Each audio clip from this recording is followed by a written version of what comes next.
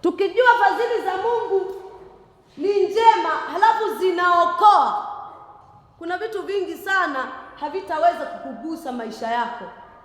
Utakuwa unaokoka tu, utakuwa unaokoka tu, utakuwa unaokoka tu, utakuwa unaokoka, na vitu vingi utaanza kutendewa kwa sababu ya jina lake.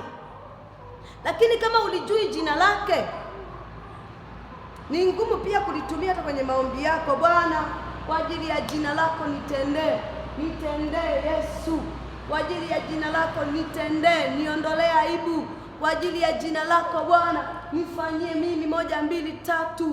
Kwa ajili ya jina lako, sio kwa jina langu, sio kwa ajili ya wazazi, sio kwa nini, kwa ajili ya jina lako naomba.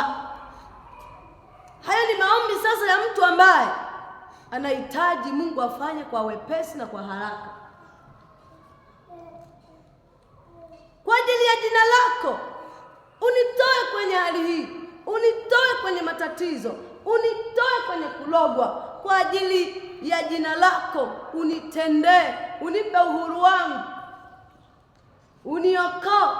Kwa ajili ya jina lako niponye, nisiwe mtu wa kuaibika, maana fadhili zako ni njema.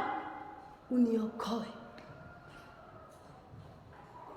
uokoe biashara yangu, okoa ndoa yangu,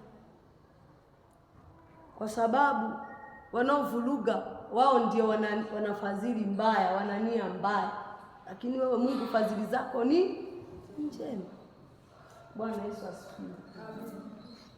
Kwa hiyo kutambua hilo ni vizuri zaidi kwa ajili ya maisha yako wewe uliyeokoka. Lazima ujue liko jina pekee liwezalo kukutendea wewe, kuliko ambavyo tunaweza tukafikiria kwamba tuna wazazi wetu nao wana uwezo, tuna ndugu zetu wana uwezo,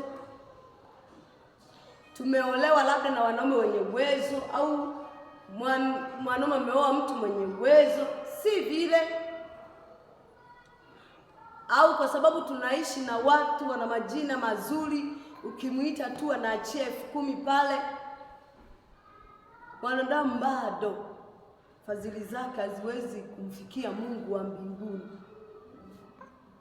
Lakini fadhili za Mungu zina asili ya kuokoa mtu na